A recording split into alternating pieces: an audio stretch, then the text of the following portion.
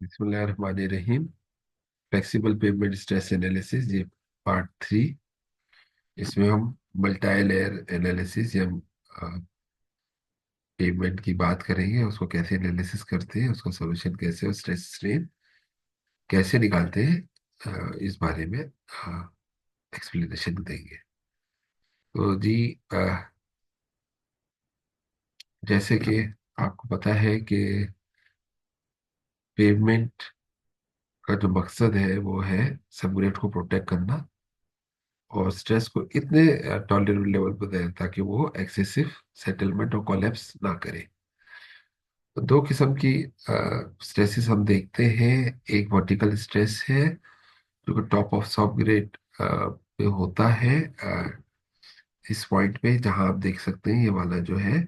और इससे जो स्ट्रेन पैदा होता है, इसे डिफॉर्मेशन पर लेंथ, पर यूनिट लेंथ आप कह दें या per unit depth of the payment कह दें, ये हम मालूम करते हैं। ये रटिंग के लिए, रटिंग के एनालिसिस में हमें काम आते हैं। और ये सब डिपेंड करता है इलास्टिसिटी मॉडल्स या सब ग्रेड स्ट्रेंथ की, सब ग्रेड मटेरियल की मॉडल्स पे। अच्छा, अब हम जो वर्टिकल स्ट्रेस कंपोनेंट है उसमें हम effect of stress and strain लेते हैं, और इफेक्ट ऑफ हॉरिजॉन्टल स्ट्रेस जो कि बहुत ज्यादा स्मॉल है। तो अगर हम प्रिंसिपल स्ट्रेन कैलकुलेट करें, अगर प्रिंसिपल स्ट्रेन कैलकुलेट करें तो हमें जो इक्वेशन है strain in but in vertical direction की, उसमें Z 1/e sigma Z minus new times summation of radial and tangential stress. लेकिन चूंकि ये बहुत कम वैल्यूज होते हैं रेडियल और टेंजेंशियल, इसलिए हम उसको इग्नोर करते हैं। और जो वर्टिकल स्ट्रेन है या वर्टिकल कॉम्प्रेसिव स्ट्रेन है, इसकी जो है वैल्यू सीधा सीधा सिग्मा ओवर स्टिफनेस मॉडुलस या इलास्टिसिटी मॉडुलस से कैलकुलेट कर लेते हैं। अच्छा, दूसरी जो क्रिटिकल एनालिसिस है फ्लेक्सिबल पेमेंट में, वो टेंसाइल स्ट्रेन है। ये टेंसाइल स्ट्रेन जो है ये bottom of the asphalt layer या फर्स्ट लेयर, ये जिसे हम एसफॉल्टिक लेयर कहते हैं, उर्फे आम में ये वो दो लेयर हैं एसफॉल्ट बाइंडर लेयर के बॉटम पे। ये हम कैलकुलेट करते हैं। और इसमें भी जो है हमें overall principal minor principal strain calculate करना पड़ता है। अच्छा, अब अगर हम देखें तो 6 कंपोनेंट्स क्यूबिक इक्वेशन को हम सॉल्व करें, और ये जो रिलेशन हमने बताया था, ये आइगन वेक्टर के जरिए हम इसका स्ट्रेसिस, प्रिंसिपल स्ट्रेसिस कैलकुलेट कर सकते हैं। और जब प्रिंसिपल स्ट्रेसिस कैलकुलेट हो गए तो हम प्रिंसिपल स्ट्रेन भी कैलकुलेट कर सकते हैं। अ, शायद इसमें हमें स्ट्रेन टेंसर का जो है वो कॉन्सेप्ट लेना पड़े। अच्छा जी, हॉरिजॉन्टल प्रिंसिपल स्ट्रेन मालूम करने के लिए हम ये वाली इक्वेशन इस्तेमाल करते हैं। ये हम इक्वेशन मोर सर्कल से भी ले सकते हैं एक्स वाई प्लेन पे, जिसमें गामा एक्स वाई जो है वो शेयर स्ट्रेन है। बाकी strain in x direction, strain in y direction को 2 डायमेंशन लेते हैं, 3 डायमेंशन नहीं लेते। अच्छा, इस ये सब चीजें हमें कैल लेयर के जरिए, हम इस सॉफ्टवेयर है जिससे हम ये इसकी अगर ये कैलकुलेट कर लें तो फैटिग फेलियर कैलकुलेट कर सकते हैं।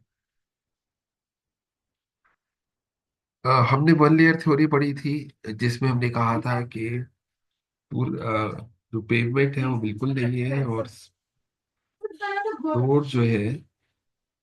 लोड जो है वो सीधा सीधा सब ग्रेड पर है। अभी 2 लेयर थ्योरी में क्या है कि लोड और सब ग्रेड के दरमियान हमारे पास एक पेवमेंट लेयर है। तो पूरी पेवमेंट लेयर को हम एक लेयर मान लेते हैं, और उससे हम अ, जो बर्मिस्टर ये जो सॉल्यूशन हमें दिए हैं वो वर्टिकल डिफ्लेक्शंस के दिए हैं, जो फ्लेक्सिबल रिजिड दोनों के लिए इस्तेमाल होते हैं, और वर्टिकल स्ट्रेसेस के लिए दिए हैं। तो ये सब डिपेंड करता है स्टिफनेस रेशियो, जो कि E1 जो पेवमेंट का है, पूरी पेवमेंट का, टू E2 जो सब ग्रेड का है। अगर हमें वर्टिकल स्ट्रेस निकालना हो तो अगेन हमें वहां पे वही Z/A का रेशियो जो है वो हमें वाई एक्सिस पे चाहिए, और एक्स एक्सिस, और ये फिर कर्व्स है स्टिफनेस रेशियो के E1 E2 100 से लेके 1 तक। और फिर इस पे जो है वो हम ये करते हैं कि ये लेयर 1 है और ये लेयर 2 है, और दोनों के दरमियान इंटरफेस डिफ्लेक्शन है। अच्छा, तो ये सबग्रेड है और ये बेस केस है जिसके ये एच है। और ये जो रेशियो हमें दी गई है, ये फटल वर्टिकल स्ट्रेस इन्फ्लुएंस कोफिशिएंट है। अगर हम वैसे देखना चाहें टू लेयर थ्योरी की, तो जो सरफेस और टॉप पे हम जो है वो एक जैसा ले सकते हैं ऑफ द टॉप ग्रेड पर। इसमें वर्टिकल सरफेस डिफ्लेक्शन कैलकुलेट करते हैं और वर्टिकल इंटरफेस डिफ्लेक्शन करते हैं। बुनियादी तौर पे देखे जाए तो इन दोनों में फ्लेक्सिबल रिजिड में 79% का फर्क है। यानी कि अगर मैं फ्लेक्सिबल को रिजिड से डिवाइड कर दूं इतनी इक्वेशन को, तो अगर रिजिड को फ्लेक्सिबल से डिवाइड कर दूं तो ये 1.18 जो 1.5 से डिवाइड होगा तो 0.79 बनेगा। चलिए देखते हैं किस तरीके से सरफेस डिफ्लेक्शन कैलकुलेट करते हैं। एक टायर है, सिंगल टायर है, जिसका रेडियस जो है वो इम्पैक्ट रेडियस 6 है, जो ए कहलाता है। उसका टायर प्रेशर 80 psi है। पूरे पेमेंट का मॉडुलस 50,000 है, और उसके नीचे जो सब ग्रेड है उसका मॉडुलस 10,000 है। तो हमें अगर ये ग्राफ पढ़ना है या हमें ये डिफ्लेक्शन लेना है, तो डिफ्लेक्शन के लिए ये लिखा हुआ है vertical surface deflection for two layer theory. तो हमें सिर्फ क्या करना है, हम क्या करेंगे कि हम जो है वो पहले H1/A, ये H1/A का एक्स एक्सिस पे, और ये कर्व्स है स्टिफनेस कर्व्स का रेशियो E1 और E2 का। तो जैसे देख सकते हैं H1 6 है, A 6 है, तो ये 1 हो गया। और मॉडुलस जो है वो 50,000 डिवाइडेड बाई 10,000 5 हो गया। अब हम क्या करेंगे कि जब हम इसको 1 से हम परपेंडिकुलर लगाएंगे और इस 5 से इंटरसेक्ट करेंगे, तो हमें एफ की जो वैल्यू मिल जाएगी 5.0.6 है।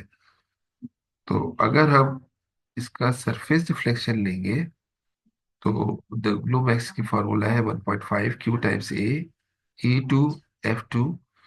तो ये हो जाएगा 1.5 क्यू। ए जो है वो 6 है, और AT जो है PSI उसका टायर प्रेशर है, Q है। F2 0.6 हमें मिला, तो डब्ल्यू मैक्सिमम आया 43 मिल्स।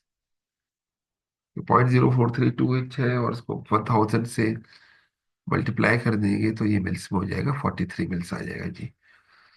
अच्छा जी, अगर हमें पास हम इंटरफेस डिफ्लेक्शन इसी के एग्जाम्पल करेंगे, तो देखिए वो चीज़ वही रहेगी, सिर्फ फार्मूले में यहाँ ये फार्मूलाज में कोई चीज़ नहीं आ रही, सिर्फ QA आ रहा है।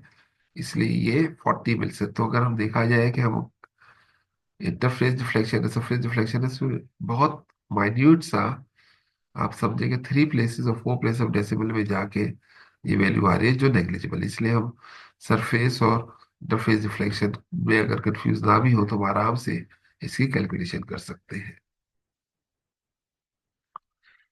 अच्छा जी, अगर टॉप लेयर का कॉम्प्रेशन देखें तो 70% बनता है, और सबग्रेड का देखें तो 93% देता है।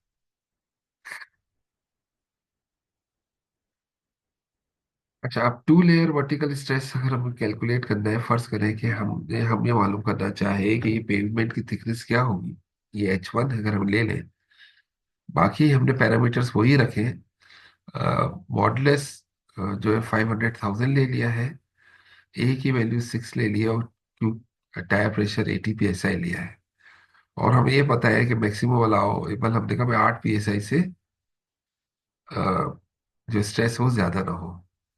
तो हम ये वाला इस्तेमाल कर सकते हैं।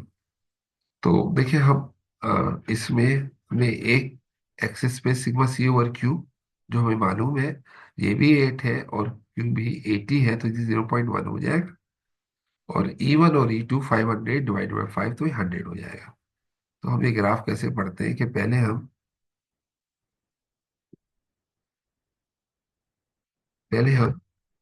क्या करेंगे कि पहले पॉइंट 1 से एक परपेंडिकुलर लगाएंगे। पॉइंट 1 पर परपेंडिकुलर लगाने के बाद हम ये 100 वाला रेशियो, ये हमें यहाँ से मिला पॉइंट 1 और 100, ये वाला कर्व है 100, और इस पे इंटरसेक्ट करके जब हम नीचे आएंगे तो ये वैल्यू, ये 1.2 है, तो ये 1.2 से कुछ पहले है, तो ये 1.15 हमने ले ली। इस तरीके से हमारे पास ये वैल्यू आ गई ए ओवर H1 की। तो conversely A upon H1 is 1.15, तो हम H1 आराम से निकाल सकते हैं जो 5.2 है। अच्छा, क्रिटिकल टेंसाइल स्ट्रेन अगर हमें निकालना है at the bottom of the base layer, asphaltic surface layer, तो हमें गिवन डाटा हो जिसमें पेवमेंट का मॉडुलस 200 है, सबूरेट का मॉडुलस 10,000 है, बाकी ए की वैल्यू 6 इंच है और क्यू की वैल्यू 80 psi है, तो हमें ये वाला स्ट्रेन फैक्टर हम निकाल सकते हैं। जब एक दफा स्ट्रेन फैक्टर निकाल लेंगे तो हम ये वाला फार्मूला इस्तेमाल करेंगे। कैसे निकालेंगे जी?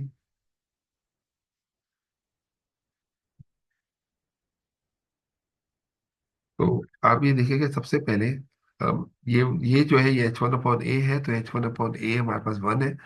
तो ये 1 है, ये 10 लग रहा है, असल में है ये 1। तो आपने इसी कर्व पे इसी कर्व के ऊपर एक कर्व ड्रॉ कर लिया। फिर दूसरा E1/E2 के कर्व है, तो E1/E2 हमारा 20 आता है, इसलिए ग्रीन वाली जो लाइन है वो हमने ऐसे लगा ली।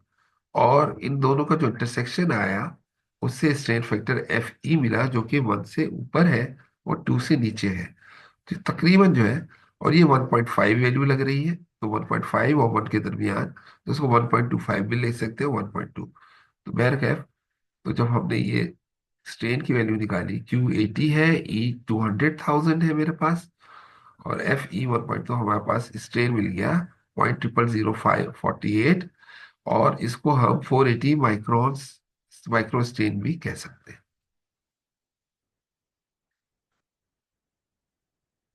हाँ, आगे चलते हैं।